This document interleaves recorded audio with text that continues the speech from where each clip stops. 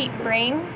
As I was talking about with the meninges, this brain has most of the meninges removed. There's still a bunch down here.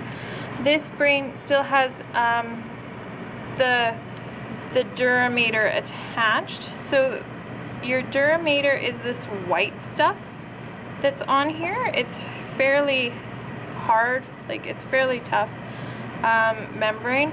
You can't see the arachnoid. I can't pin that at all.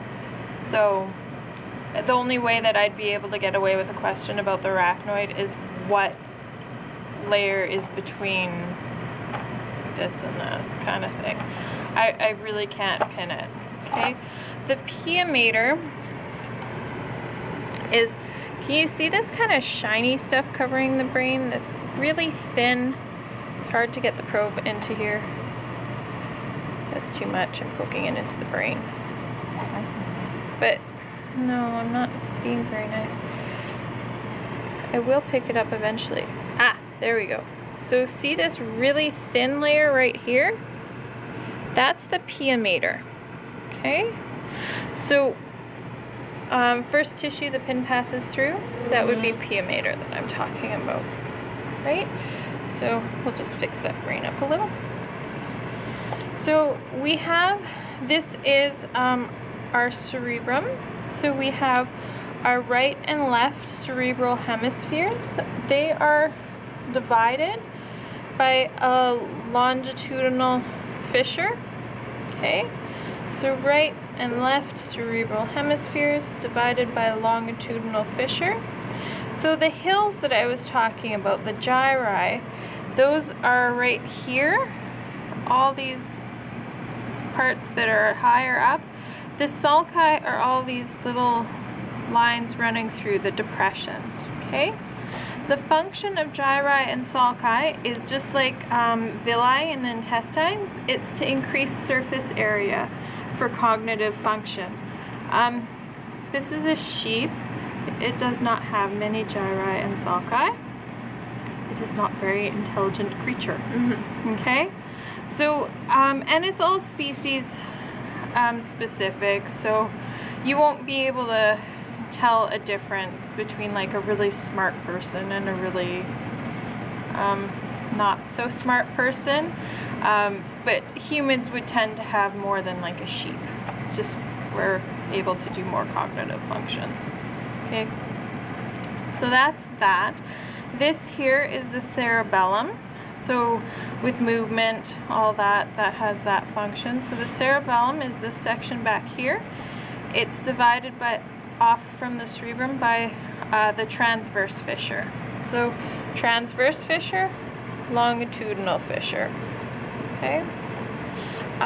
When we look on the back, this is where I would pin things like the medulla oblongata, the pons, as well as the pituitary. So right here is the medulla oblongata. This here, this bump here is the pons, and this here is the pituitary. So anything that sticks out past my medulla oblongata is going to be spinal cord. So this is where my magnum foramen would be, and at the back of the skull. So this end part here, this is spinal cord. Okay. On the back, you can also see these two areas here. The the olfactory bulbs are really, really fragile, and they've broken off on this brain. And these were the only two that were in the bucket, and both of them have the olfactory bulbs have broken off. This one has a little bit more than this one, but if there's any structure here that you guys see, that's going to be the olfactory bulb. Okay. This here is our optic nerve. So the eyeball would be, up around here. So these are our optic nerves here. Where the optic nerves cross is our optic chiasma, and the function of that is for depth perception. So some of the nerves are going to cross, some of them are going to stay on the same side. Your textbook does a fantastic picture of that, okay? So if you want more information on that, just have a peek into your textbook. Where the optic nerve goes inside the brain, that becomes the optic tract, okay? So that's pretty much the bottom part of the brain that you guys have to know. So olfactory bulbs, optic nerve, optic chiasma, where it goes into the brain, the optic nerve, it becomes the optic tract. This is the pituitary here, the pons is here, medulla oblongata, anything past the back of the brain, that becomes the spinal cord. Okay. If I was going to be pinning the cerebral hemispheres, I would pin them on a brain without the meninges. As well, if I was going to pin the cerebellum, I would pin them on a brain without the meninges because it's easier for you guys to see them. Okay? So, and you can be a little bit more specific.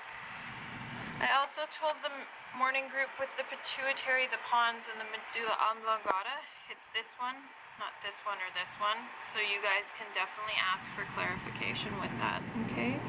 Don't be shy. If you're not sure about which part of the optic nerve or the optic chiasma, I haven't figured out how I'd pin the optic tract yet since it's kind of in the brain. So if you're unsure about those two, just ask, okay? If you're unsure about anything, just ask. Alright, so on this little dude, I will do it so that you can see it the proper way, but don't judge me if I mix up the sides because it's backwards for me, okay? No, it's not backwards for me right now, it's good. Okay, so this is my right cerebral hemisphere, this is my left cerebral hemisphere, so that they can be buddies. They have this structure that looks like an ear here. It's called my corpus callosum, I believe, yeah, corpus callosum, is right this ear-shaped structure here, and that's going to connect your right and left cerebral hemispheres so that they can chit-chat together, okay? Here is your cerebellum. It's really easy in the cerebellum to see, sorry, I'm playing footsie with somebody. It's really easy to see your white and your gray matter in here. So by white matter, I'm talking about the stuff that looks like the tree. That's all the white matter. And inside the white matter is going to be where your axons and your dendrites are. Inside the gray matter, that's going to be where your cell bodies are. Okay? So that's the difference between those two. So I could probably pin it up here, but I wouldn't because it's so much easier to see in here. So I may ask a question about white matter and gray matter on your final hint. Anyways, yeah. We also have things called ventricles in the brain. So there's 4 of them. Here's one. It's the right ventricle, and these are going to contain your cerebral spinal fluid. Okay? So this is your right lateral ventricle. This is your left lateral ventricle.